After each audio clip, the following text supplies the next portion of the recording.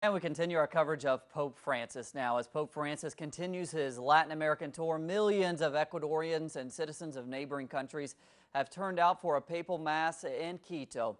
During the mass, Pope Francis highlighted the need for unity and inclusion in the face of differences. Ecuadorian President Rafael Correa hosted the church leader Monday evening at the presidential palace. Now tomorrow, Pope Francis will head to Bolivia, where he will meet with President Evo Morales before giving Mass on Thursday in the city of Santa Cruz.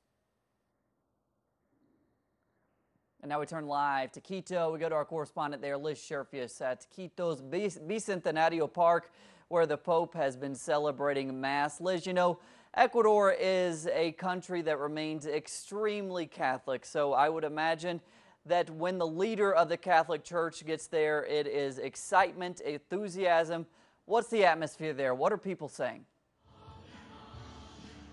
Yes, Cody, Ecuador is a country where over 80% of the population is Catholic, and this was a celebration of the Catholic faith here in Bicentenario Park in Quito. People began camping outside of the park on the sidewalks even before Pope Francis arrived to the country on Sunday. Sidewalks for kilometers, miles were filled with people. Authorities have estimated that 1.2 million people came to the Mass today to listen to the messages Pope Francis gave to the population.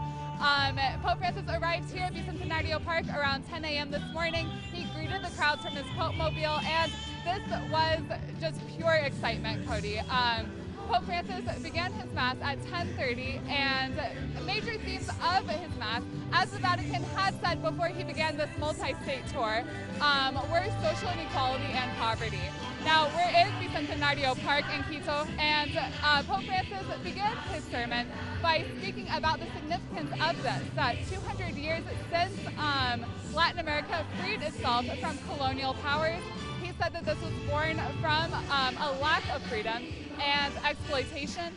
He also said that widespread individualism is the root of divisions within humanity, and he made a call for dialogue to resolve differences.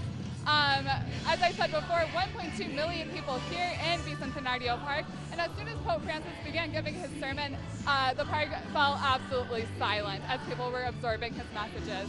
The Mass has just ended here and people are leaving the park. Pope Francis is scheduled to meet with civil society this afternoon. He is going to be at the San Francisco Church in Quito's Historic Center, as well as at the Campanilla Church. Pope Francis is scheduled to go to the El Quinche sanctuary tomorrow morning, and he will be leaving the country around noon to continue his multi-state tour to Bolivia and Paraguay, Cody.